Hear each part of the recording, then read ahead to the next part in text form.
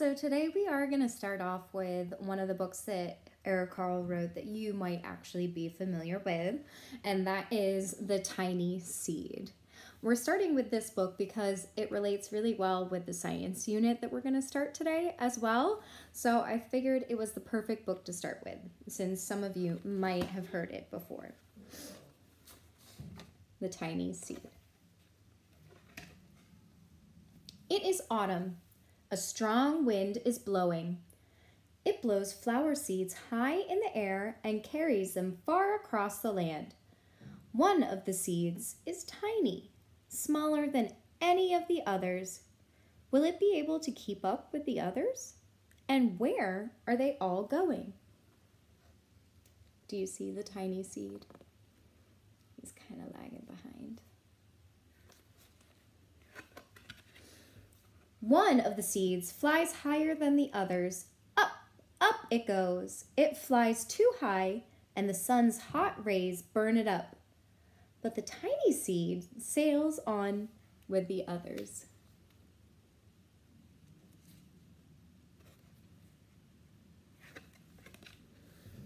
Another seed lands on a tall and icy mountain. The ice never melts, and the seed cannot grow. The rest of the seeds fly on, but the tiny seed does not go as fast as the others. He's back here.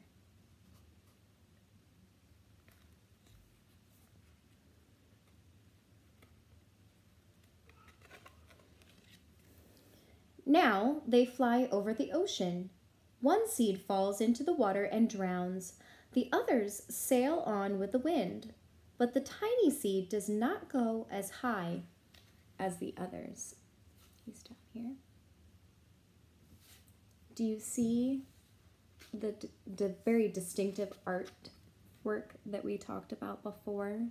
All this water here is different pieces from the painted paper that Eric Carle made. And the fish, this is one piece of tissue paper, and this is a completely different pattern on this one, and he pieces it all together to make a really dynamic picture. One seed drifts down onto the desert. It is hot and dry, and the seed cannot grow.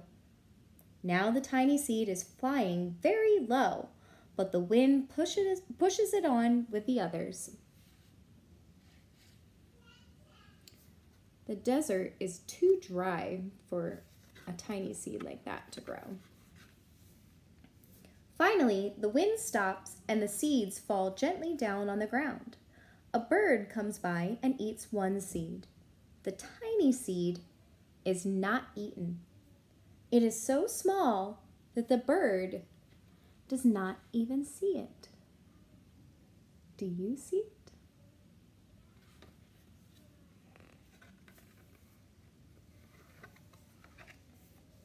Now it is winter. After their long trip, the seeds settle down. They look just as if they're going to sleep in the earth. Snow falls and covers them like a soft white blanket. A hungry mouse that also lives in the ground eats a seed for his lunch, but the tiny seed lies very still, and the mouse does not see it. You see, this is the ground, and on top of it, that big blanket of snow, there's the little mouse down there. And do you see where the tiny seed is hiding?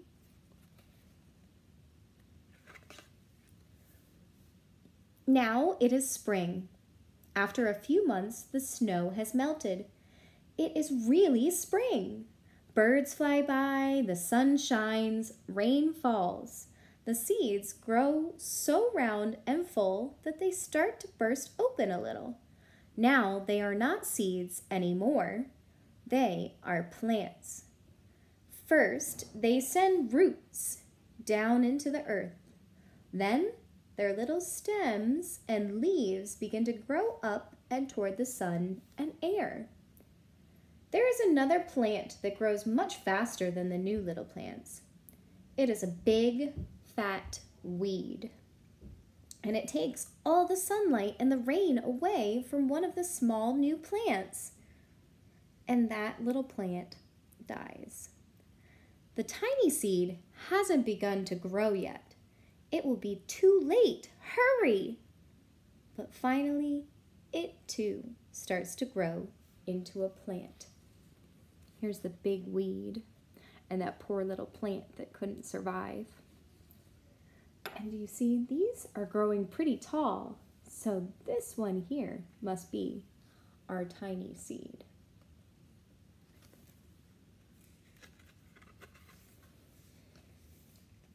The warm weather also brings the children out to play. They too have been waiting for the sun and springtime. One child doesn't see the plants as he runs along and, oh, he breaks one. Now it cannot grow anymore. He stepped on it with his big foot. I see the tiny seed is still going. The tiny plant that grew from the tiny seed is growing fast, but its neighbor grows even faster. Before the tiny plant has 3 leaves, the other plant has 7. And look, a bud. And now even a flower. 7 leaves to his 3. How many more leaves does this big flower have than the tiny seed? But what is happening? First, there are footsteps. Then, a shadow looms over them. Then, a hand reaches down and breaks off the flower. Oh no. A boy has picked the flower to give to a friend. How sweet. It is summer. Now the tiny plant from the tiny seed is all alone. It grows on and on. It doesn't stop. The sun shines on it and the rain waters it. It has many leaves. It grows taller and taller. It is taller than the people. It is taller than the trees. It is taller than the houses. And now a flower grows on it. People come from far and near to look at this flower. It is the tallest flower they have ever seen. It is a giant flower. From the tiny seed grew this giant flower. All summer long, the birds and bees and butterflies come visiting. They have never seen such a big and beautiful flower.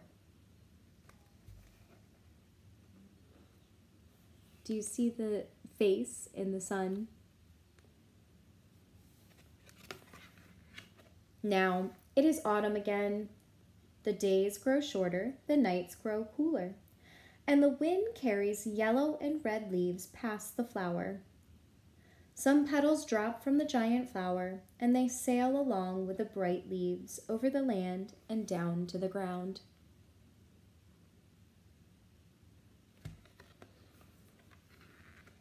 The wind blows harder. The flower has lost almost all of its petals.